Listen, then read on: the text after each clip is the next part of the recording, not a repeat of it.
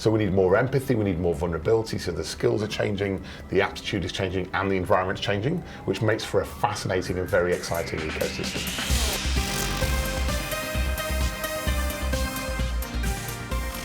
Hi, I'm Mike Hill and you're watching Futurists.world, your home for big ideas about the future and how to shape the world of tomorrow. Today is going to blow your mind because we're catching up with the keynote speaker and futurist, Dom Price, on the future of work.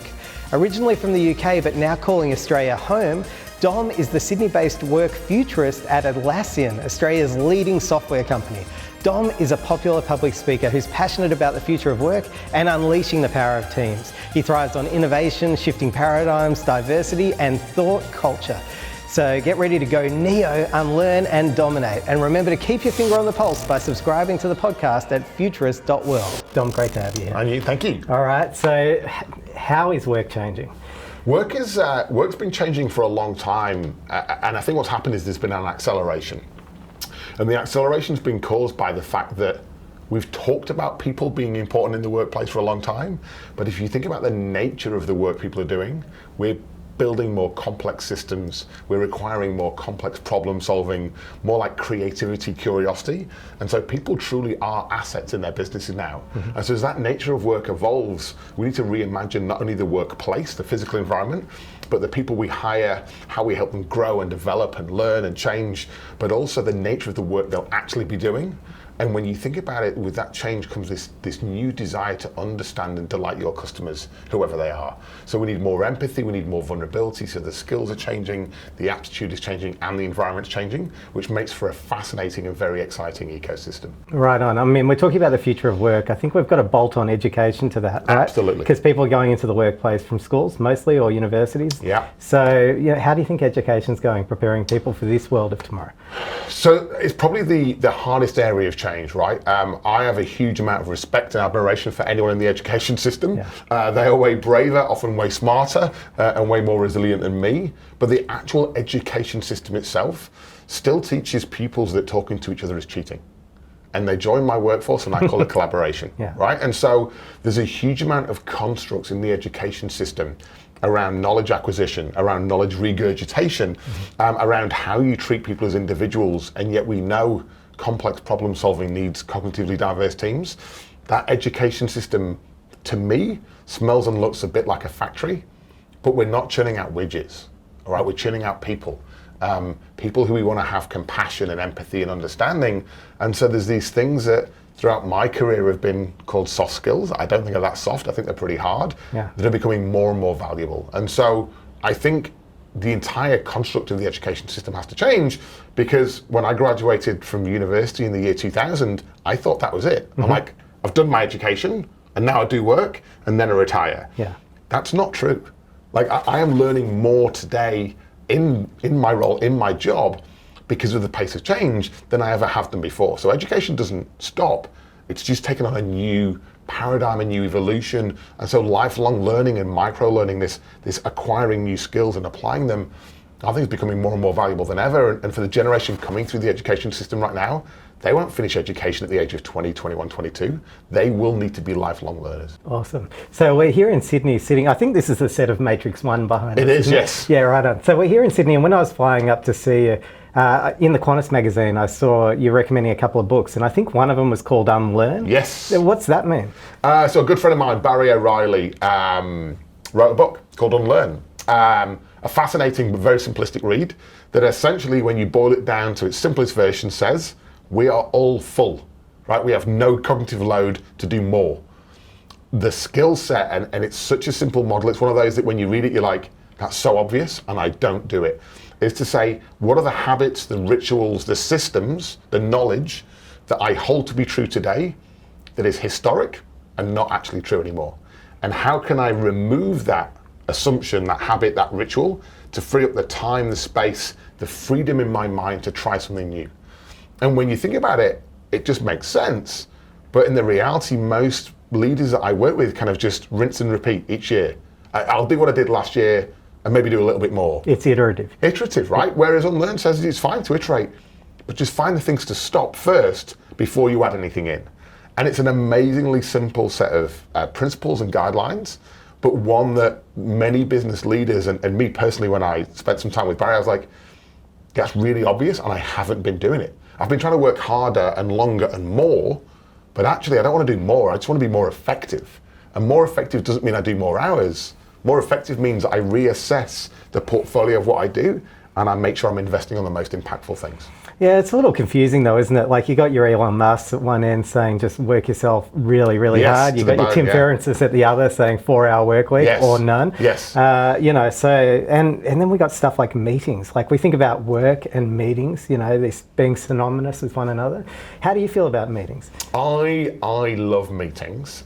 Said nobody ever. I have a funny relationship with meetings. So first of all, I had to do a reframe a few years ago to go, it's not, I have meetings and then I do work. Meetings are part of my work, right? A meeting is a community gathering of people, hopefully with diverse opinions, to come to an outcome, right? To work together on something. And so I'm like, meetings can be good. The problem was my calendar was full to the brim of stuff, not necessarily the most effective meetings. I did an exercise just over a year ago where I deleted every single meeting in my calendar. And I sent it with a note that said this is either a boomerang or a stick. Boomerangs come back when you throw them, sticks don't. And so what I said was, if the meeting comes back, brilliant. I want to know what my role is, what the purpose of the meeting is, and what you're going to hold me accountable for in this meeting. If you don't need me in the meeting's a stick and it doesn't come back. So about 2/3 of the meetings didn't come back. The ones that did, I honestly chuckled with every single meeting invite that came back, because I was playing the exact opposite role in virtually every single meeting. And the reason being, I was assuming, right? I was assuming, I know my role, I know my position, I know my skill set, and I was just turning up in these meetings lazy. Lazy because I was assuming what I had to do, and I wasn't performing my role. And so the meetings that stayed, the ones that came back, were awesome. I was like, wow, I can now turn up and I can be the full, authentic version of me. And the ones that didn't come back, not only did that save me time, but over the following kind of 2 or 3 months, people would message me and say, we carried on having that meeting that you declined. And then after a few weeks, we kind of said, why are we having this meeting? And the general theme was, we had it because we once had it. And so we realized the sheer number of recurring meetings that weren't adding value. And so that spring clean is a version of unlearning, of saying, just because I used to have that meeting, do I still need it? And when you put that level of challenge onto the time that you have, the time being the most precious constraint we all have, you suddenly start to spend your time a lot wiser, because you're like, I don't need to go to that meeting, someone else can, or the meeting doesn't need to occur. And the ability for us all just to go, why are we having that meeting? Is not a negative thing. It's just a chance to say, if we're going to spend that time, and I'm spending my time and yours, let's spend it wisely. Yeah. And often meetings are focused on the here and now. They're more reactive. There can be long-term planning meetings as well, but one of your hats in here is as the in-house futurist. Yes. I think that started as a bit of a gag. Maybe you can tell us about that. Yeah, it was. So we were making the transition in my previous role was running program management across R&D, so how we build our products and services and how we ship our products. But in doing that, we'd had to scale the organization. When I joined Atlassian, we were about 650 people. We're now kind of 5,000. We were 30-odd thousand customers. We're now 150,000. We were, a couple of locations now. We're many. Every single dynamic you can think of has got more complex for us. And in that environment of exponential change, we had to change as quick as the market. And so in doing that, we're like, hang on, the only way to change effectively is to change for tomorrow. If all you do is react, that's never going to scale, but also that's just firefighting. So my boss at the time said, how can we fireproof? And fireproofing was this idea of saying, how can we imagine what our future work environment looks like? And not to predict it or get it right, but if we can understand the themes, we can start to build stuff today, and by the time we need it, we've got it. Yeah. We then jovially, in one of our brainstorming meetings, Scott Farquhar, one of our CEOs, had once made the statement, he's like, here's how we think about levels and titles internally. You can call yourself whatever you want externally, I don't care. So we decided to test that by calling me the word futurist, much to his indignation. But then by the time we sort of put it out there, everyone was like, and it was a joke, but it's kind of what it is, right? It's all about work. because it's not focused on how we build our products. It's saying, what does that future work environment look like?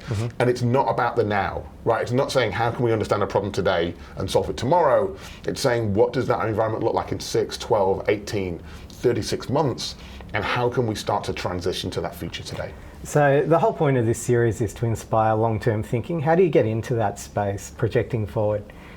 I think unlearning is one aspect, because the amount of baggage that a lot of long-term thinkers bring, and that baggage is a constraint that doesn't enable you to innovate. And so you've got to be willing and able to challenge the constructs, even if they feel true. The other thing we try and do when we do that future casting is not predict. Right, it's not a highly certain thing. It's around saying, what can we confidently assume, what can we confidently look at in terms of themes. So one of the themes we're very passionate about right now is mental health, both internally for Atlassians, but also for our customers, which is, how do we manage the fact that the average working week in most Western countries is increasing, despite Tim Ferriss's wonderful books about short working weeks. The average knowledge worker like me and you is working longer hours, and the tasks are getting more complex. Automation is taking the simple and mundane tasks. We're being left with more complex work, and we're doing more of it. That sounds like a mental health epidemic, right, waiting to happen. Absolutely. And yet mental health is something I believe in the future we can prevent and not have to cure. And so we're starting to socialize and have some of those conversations. Again, it's not around saying, pick a date, pick a time. It's not about that. It's about saying, the best time to plant a tree was 20 years ago, the second best time's today. So let's just plant a seed and see what happens.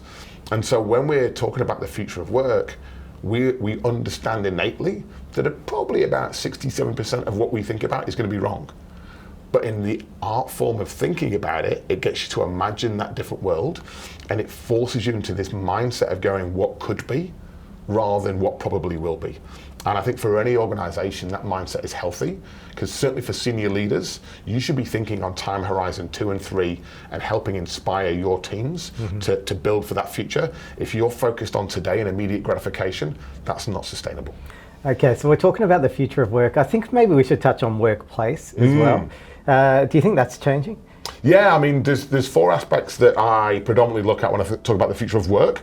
People, skill set, mindset, leadership, generations, etc. Place, the physical environment you work in. The products, the technology that you use, of which we provide some and many other providers provide others. And then the practices, the human-to-human interactions. Interestingly, companies tend to pick 1 or 2, massively over-index, and then forget about the others. Yeah. My belief right now is the winners in transformation and change are the ones that get those 4 things congruent. A congruence between your environment, your people, your products, and your practices. A great example is remote work. All right, the flexibility that remote work gives you, but organizations are still grappling with, well, how does that impact the place? Because you're physically not there. And therefore, what does that mean for our practices? Well, the practice that has to change is discussion and decisions around the water cooler. Because if you're remote and I'm remote and we're not the same water cooler, we miss that conversation. So how do you work in an asynchronous manner when you've got distributed teams? You need the right people, the right practices, the right products, and the right place. So getting those 4 things congruent. My sense is that the future will be a hybrid of, some people will prefer remote. I think there's always going to be a distribution of people. And part of our challenge as leaders is, how do we communicate seamlessly across customs, time zones, and borders? Because for my entire working career, I've always had a member of my team be in another location. Yeah. So I've always had to work that way. I think that's going to become even more commonplace. And that doesn't mean we should work all hours. It means we need the discipline to work the right hours, to communicate the right things to the right people, so they know the purpose and mission they're on, and then they have the autonomy to do that great work. Which might come back to your 9-to-5 paradigm, that you'd be better off dispersing your hours more broadly. Absolutely. I've thankfully not worked 9 to 5 for at least the last 3 years, and probably the last 6. I work on managing my energy and making sure that I can do the right thing at the right time, and do that by making sure I can work with the right people, and with teams in an organization spread across India, Europe, US, and Asia. I could easily work 24/7. I'm not going to be effective, I'm not going to be any use to anyone, but I could work 24/7. The discipline now is on me to make sure that I don't. So, I've heard about this thing called work-life balance. I hear about it, but I don't know what it means. Does it mean anything to you? No, I gave up on it years ago. And the reason being is that it almost suggests that they're on a spectrum, and it's like, which one do you want? And I'm like, I don't think I get to choose. I want a life and I'm very fortunate to like my job, but I'm like, they're part of the same equation, they're not part of a spectrum. And so it's like the idea that I choose work or life, I just find bizarre. What I choose is work and life. And then my job as a fully formed adult is to have the discipline to structure that. Right? When am I on and in personal DOM mode versus when am I in work mode? What do those handoffs look like? What are the signals that I'm doing it wrong? Right? And I now know the early signals of the Saturday email or the Sunday I'm just going to do a bit of stuff to get ahead. It's like, no, I'm not, right? Because I'm fully aware that I could literally work 24 hours a day, 7 days a week, and still not accomplish everything I want to accomplish. I'm in an organization that deals with first world problems every day, right? The things that as a company we choose not to do each year in our strategy, we would love to do, but we're constrained. And it's the same for me, and if I'm constrained, my job is to say, how do I make the best use of my time and energy that I have, not how do I do as much as possible. And so the forcing function is, how do I prioritize? How do I start to learn my patterns and signals for when I have energy, when I have creativity, who are the people I'm working with and where are they? Once I've got that map, I'm like, there you go. That's work and that's life, and they do. They actually integrate well together. The concept of work-life balance, I think in the days when you clocked out and you left work in work, it's very different now. All right? Even if I'm not in this physical workplace, if my mind's on work, then I'm not relaxing. Right? That's down to me. Right? There's not a single leader I work with here that stands behind me on a Saturday with a cattle prod saying, I want you to dream about the future of work, right? If I do that, that's my choice. But how do I manage my brain, my discipline, my energy to make sure that I can do the best work of my life every day? That's on me, with the support of mentors, coaches, and leaders, but that's on me. Devices, they're a reminder all the time. Do you need to decouple from them to get that? Yeah, again, it's great discipline. I mean, I spent some time back in the UK recently, and I was very clear with all my team members and all the people I work with. Unless there is a really, really big fire, you're not going to get hold of me. If you do need to get hold of me, this is the one way you can, right? Everything else was switched off. What was it? Smoke signals? It was a text message to a UK number that only one person had, because I changed my SIM card when I landed in the UK. Good job. But it was one of those where, and this is the thing a lot of people miss. They're like, oh, it's really hard to disconnect. I'm like, no, you make it hard because you don't set the expectation. So when I sat down with the team and said, here's the dates, here's the plan, here's what's going to happen, it forced me to hand some things over, it forced me to pause some things, and shock horror, nothing went wrong while I was away. Yeah. So the biggest fear that I deal with most of the leaders outside Atlassian that I work with is they're like, but like, I'm indispensable. I'm like, you're not. You may have tried to make yourself indispensable, but none of us are. And actually the art form for me, and this is part of my career planning that I do with my boss here, is I'm like, how can I make myself redundant? And one of the ways I can make myself redundant is when I go on holiday, is to be on holiday. Because then the team not only learns to survive without me, they thrive without me. And I'm like, see, you don't need me. Which means that I'm now free to take on more responsibility in a new role. So part of my personal evolution is making myself redundant. Yeah, that leveling up is going to be an important skill for everyone, I think. I know you're not in the business of prediction, but to finish this up, I'd really love you to project forward and just, on whatever time frame you like, and just give us a feel of what that might look like to you, what you're shooting for in the future of work. Well, the stuff I've already mentioned, mental health, conscious of the working day, are huge. I think the biggest change that I hope to see that requires action right now is for our wonderful colleagues in HR teams all around the world. The idea of human resources makes my skin crawl. All right, we're not resources, we're not assets, we're people. And until we realize that the historical part, if you look at most HR material that's produced today, it's built on a time when you hired people for muscle. They work with their hands, right? We'd be on a production line, something coming to me, I'd do a task, I'd give it to you. Very manual, very predictable, all about productivity. Nothing to do with mental load, cognitive load, creativity, none of that jazz. And so HR teams need to realize that policy, consistency, standardization, all the things that they used to crave, worked when you had everyone doing the same task. They don't when you're trying to incentivize creativity and curiosity. And when you're trying to hire the smartest people, you need to find internal systems and routines that enable them to flex that muscle, to experiment, to explore, to fail, to learn, and keep those learning loops and sharing. And so that challenges how you hire, It challenges how you think about mobility, changes how you think about performance reviews. It stops you thinking about policies for consistency and says, how can we have guardrails and create play? And we've been practicing with this for 6+ years. We're very open with it. Every time we find a new way of doing it, whether it be performance reviews or the Atlassian team playbook, we share it externally free of charge. Our mission is to unleash the potential in every team. So when we find something that unleashes that potential, we're like, here you go, the world, have it, right? Like, we're gonna stand behind our mission, we're gonna share it. And I think HR can be, when they change that mindset to people and curiosity and teamwork, and away from thinking about individuals, and away from thinking about performance as this annual ambush where you get told the thing you didn't do, and they can start to understand that world of enabling and empowering the best people to do the best work. I think that people team becomes a force multiplier for the organization, and that's when organizations realize that technology might seem complex. It's a damn sight easier than culture change, right? And so getting a culture that naturally evolves, that has its nimbleness built in, that has feedback loops around how you understand what you do and delighting customers and working with each other and collaborating and embraces that diversity, that will be the secret sauce that I think is a differentiator for the best organizations in the future of work. On that note, Dom, thanks so much. Thank you. Really enjoyed that. And that's a wrap on the future of work. But before you go, I need to ask you something. We're here to make a change, but we need your help to do it. The purpose of this series is to move humanity forward, think bigger, and cast our minds into the future. So we'd love to know what made the biggest impression on you from today's conversation. Was it the need to relinquish traditional norms around work, or the need to unlearn to learn? Maybe it was the discussion around the changing face of modern workplaces. The best conversations happen right now, so please get involved, share the love, and leave a comment below. Another great place to join the conversation and find more inspirational content is at Futurists.world. And when you're there, be sure to sign up for access to exclusive content and awesome giveaways, including a copy of Barry O'Reilly's book, Unlearn. And you can also find us on all the usual social platforms. Thanks again for joining us. The future is out there. See you next time on Futurists World.